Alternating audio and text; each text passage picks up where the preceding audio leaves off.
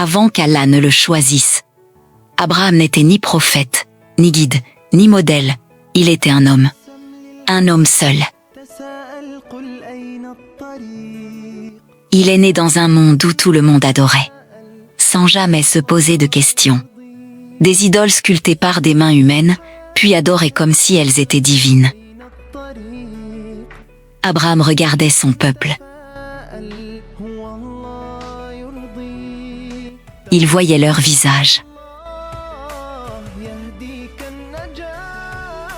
Mais il ne voyait pas la vérité.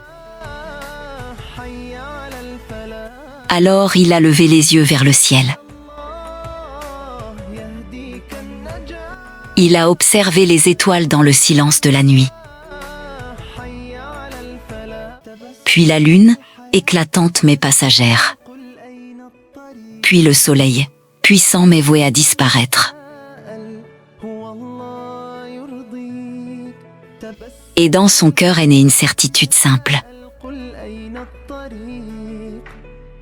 Ce qui disparaît ne peut pas être Dieu. À ce moment-là, Abraham n'avait encore reçu aucune révélation. Mais Allah regardait déjà son cœur. Un cœur sincère. Un cœur qui refuse le mensonge, même quand tout le monde l'accepte. Un cœur prêt à perdre le monde, pour trouver la vérité. Dans un monde rempli de bruit, Abraham a choisi le silence. Et dans ce silence, Allah l'a choisi.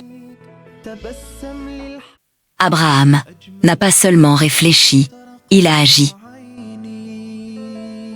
Il a compris que la vérité ne se négocie pas.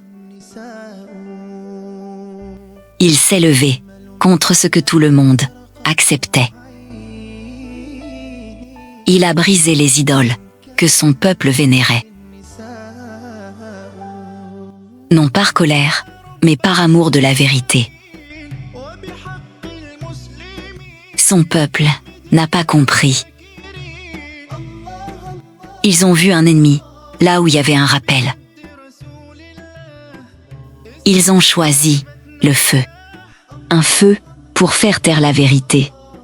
Mais ils avaient oublié une chose. Le feu obéit à Allah. Et Allah protège ceux qui le choisissent.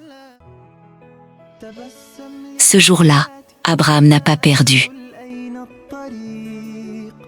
Il a été séparé pour être élevé. Après le feu, Abraham n'a pas été célébré, il a été éloigné. Il a dû quitter sa terre, quitter ce qu'il connaissait, quitter ce qui rassure, sans carte,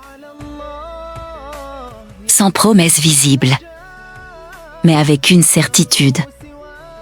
Allah ne l'abandonnerait pas. L'exil n'était pas une punition, c'était une purification. Allah enlève parfois les appuis pour devenir lui-même l'appui. Abraham avançait. Et chaque pas était un acte de foi. Car celui qui place sa confiance en Allah ne marche jamais seul. Les années ont passé.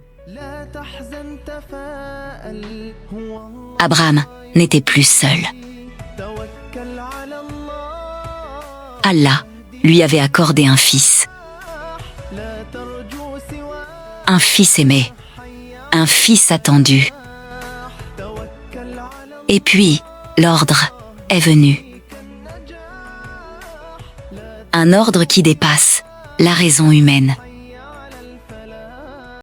Offrir à Allah ce qu'il aimait le plus. Abraham n'a pas fui. Il n'a pas négocié. Il a obéi, car il savait une chose. Allah n'abandonne jamais ceux qui lui obéissent. Et au dernier instant,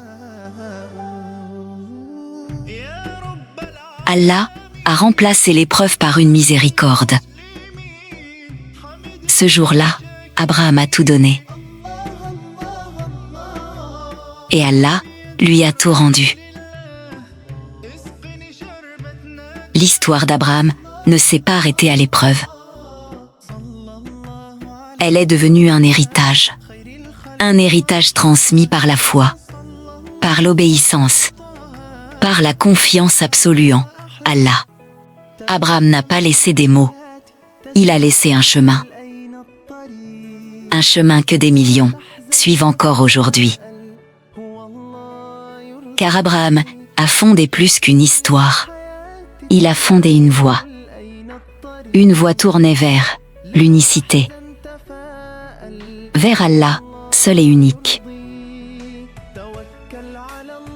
C'est pour cela que son nom traverse les siècles et qu'il vit encore dans le cœur des croyants. Car Abraham n'a jamais cherché la grandeur, il a seulement cherché Allah. L'histoire d'Abraham n'est pas un récit ancien. Ce n'est pas une histoire du passé. C'est une histoire vivante. Car Abraham n'est pas seulement un prophète. Il est un modèle pour chaque croyant. Quand tu doutes, Abraham a douté avant toi.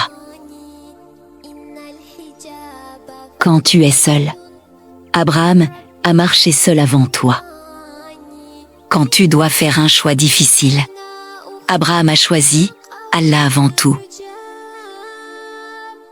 Il a perdu le monde, mais il a gagné Allah. Et c'est pour cela que son histoire ne meurt jamais. Car tant qu'il y aura des cœurs sincères,